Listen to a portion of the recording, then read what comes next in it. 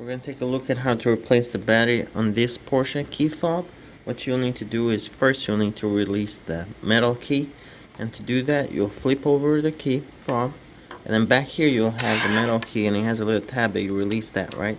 So you slide that out, and then once you slide out the metal key you can reinsert it, but partially reinsert it back in here, and then just pull up away from the key fob.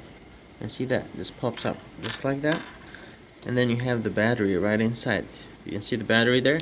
Battery just comes right out. Okay, so you take the battery, slide it out. You gotta be careful. You have contacts right here, and then these are contacts as well, so you don't want to bend those. So take the new battery and then slide it towards these two contacts first. Slide it like so. Alright, and then you take the back cover and then you reinsert it. You push it forward first,